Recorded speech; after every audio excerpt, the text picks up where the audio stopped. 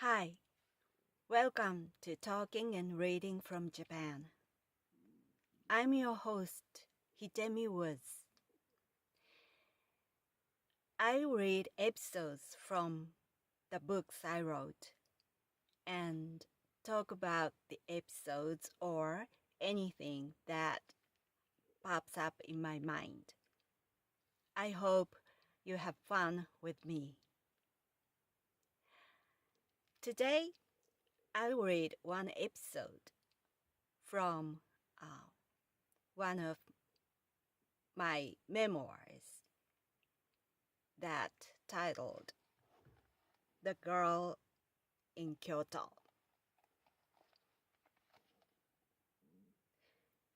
This is one of my the books I wrote, and the all books I wrote are memoirs. So every episode is my actual experiences.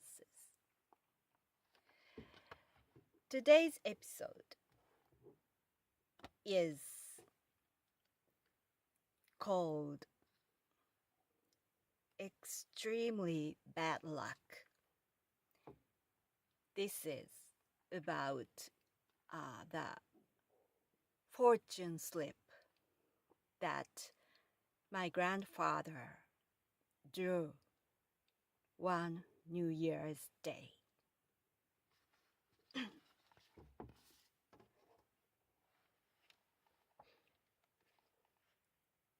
Extremely bad luck. Besides small shrines in the neighborhood, there is a big tutelary shrine for the area where I grew up. My father pays a visit there every month, and on New Year's Day, which is the biggest holiday in Japan, all members of my family, except for my grandmother, used to go there every year.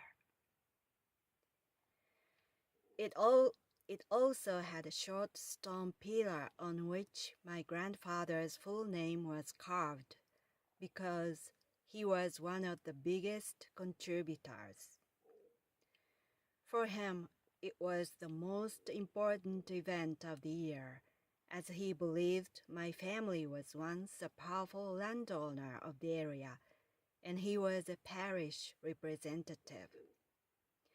That pride would transform him into an excessively generous person from a miser.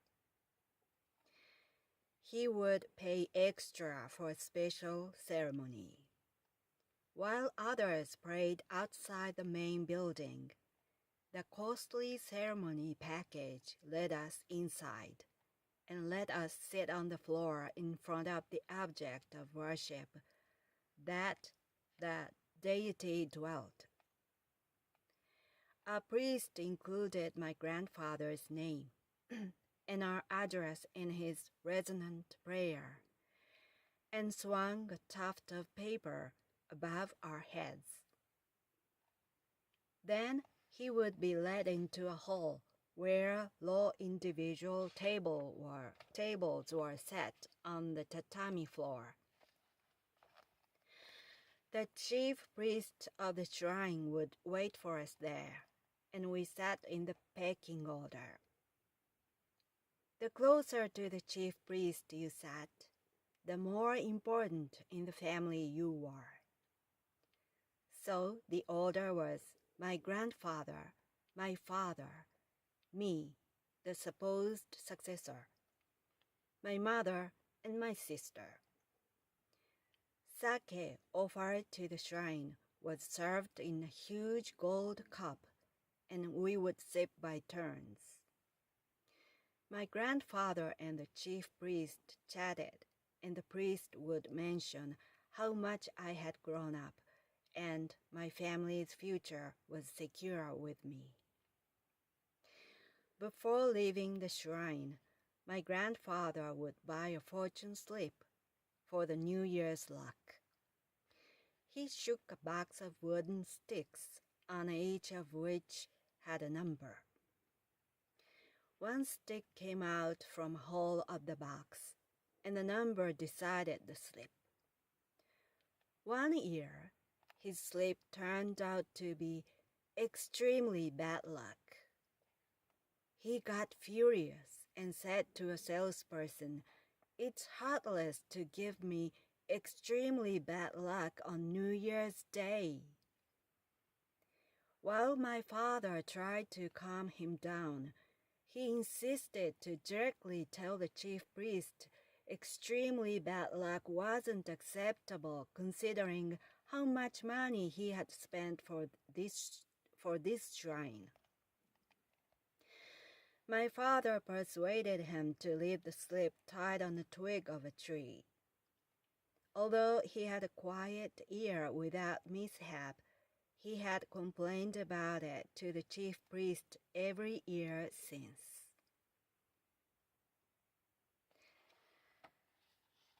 That was today's episode.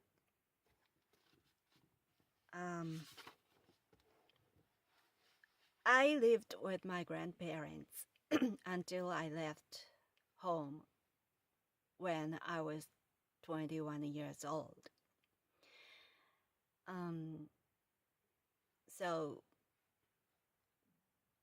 My grandfather was quite a character. He was a dictator in a way of a family because he was the one who controlled the whole family, and the rest of us served him obediently. The rest of the family were my parents, my sister, and me, and my grandmother.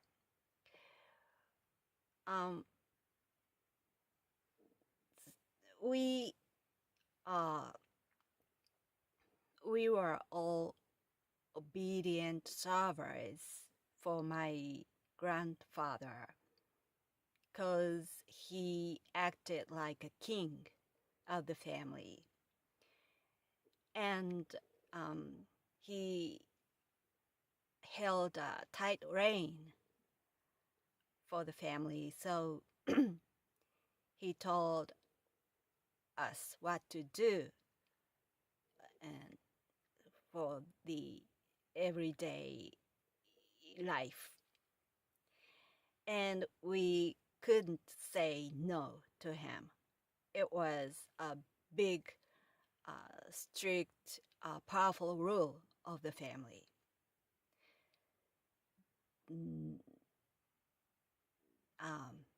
None of my family members would say no to him or object his doing. We were all just yes men and women, yes persons to him. So I hated my grandfather so much when I was little because I thought living like that was extremely, really, really unfair.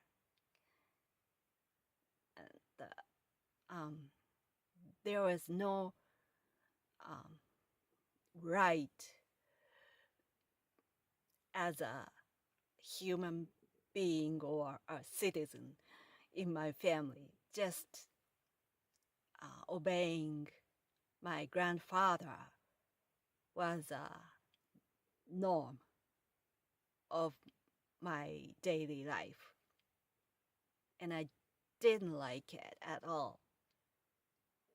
So sometimes I broke the rule and told my grandfather about what I wanted to do. Of course, he objected. He never granted my petition, but I tried to um, express my desires or my feelings to him. I just felt the need to say a different opinion to him. And so I knew he thought I was strange in the family, because every now and then I try to object. I try to complain to him, and nobody else would do that.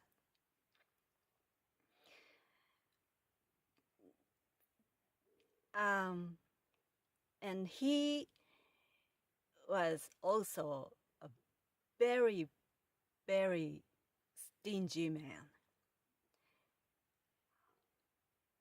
I'm cheap, I'm stingy, but he wasn't the um, um, league of my own. He was well beyond my league. So I think my cheapness surely came from the days with my grandfather. My grandfather told me, raised me as a cheap person, I'm sure. And so it was so strange to him suddenly to become excessively generous when it comes to contribution to a shrine. It was a big shrine that was supposed to be a guardian of the area where I lived. So my father visited there on the first day of every month, and the entire family of mine, except for my grandmother, visited there on the New Year's Day before dawn. And it was my family's big custom. And so after midnight, the New Year's Day arrived. We got the New Year's traditional treat together around at 2 a.m. in the morning. And then about 3 or 4 a.m., we set off for a visit to that shrine. And because my grandfather contributed a large sum of money to the shrine,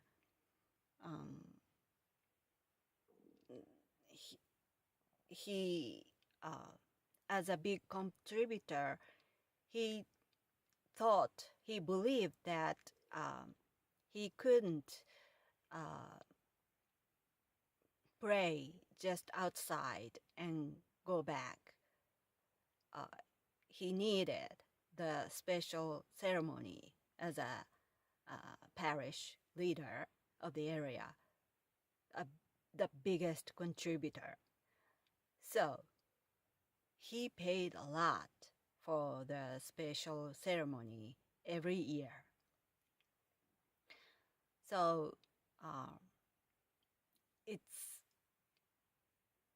as a child, it was really weird to see him to transform into a generous person who usually was very, very stingy and a complete miser.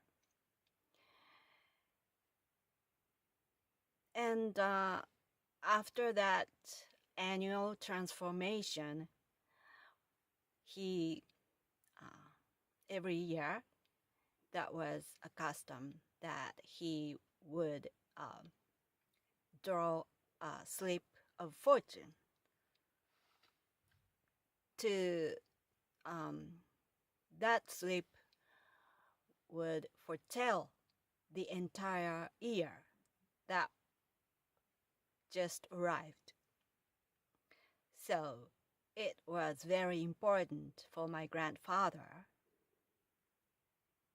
to draw a good one, because the new year, the whole new year depended on that slip for him. And one year, the number he picked that was carved on a small stick of wood, and he told the salesperson, told the clerk that number, and the clerk handed him the fate slip to him. And he exclaimed, "No, no, no, no, no," because that slip said extremely bad luck in capital letters. And my grandfather almost nearly fainted with those letters. And he just rushed back to the clerk, and he couldn't receive this. It couldn't be. But the clerk said, "The God told you so." It was so funny. He was desperate there, but I couldn't help giggling looking at him. It was like a comic strip for me. And while I was giggling, he was just yelling and shouting and asking my father what to do, and my father was trying to calm him down. And that scene was tattooed in my brain. So funny. You should have seen that. And that year, despite that slip, we lived fine. The family didn't experience something extremely bad. I think that year was eventful because I don't remember something bad happened to my family. But ever since my grandfather complained to the chief priest every time he visited the shrine. So he was so persistent. He just couldn't let go that year's fortune. So he kept complaining. But I think after all, I left home when I told him that I want to be a musician instead of succeeding the family. He let me do that. I think he knew me from those days when I kept telling him my objections about his ruling, about his ways to control the family. He knew I would do something different in the future. And so he wasn't shocked at all when he heard my intention. But in the end, because I declined to success the family, my sister didn't success either. And so my family's lineage was cut after more than 1,000 years. So I suspect that slip of extremely bad luck foretold much later fortune. Not that for that year, but later years. The fortune of that far future of my family. If so, that sleep was right.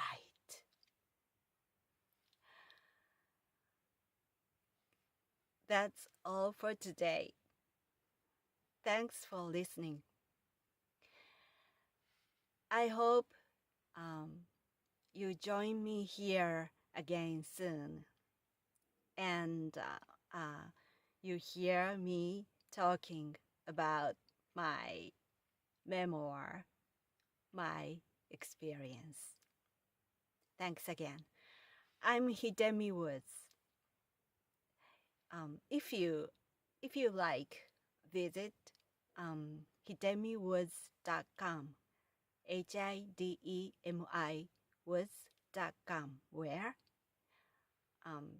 many links to my materials are available, such as to my other books, my songs, my music, my blogs, my podcast, my SNS, and even my original merchandise I designed. So if you like, visit there. See you again here again. See you here again soon. Until that time, until next time, take care and be well.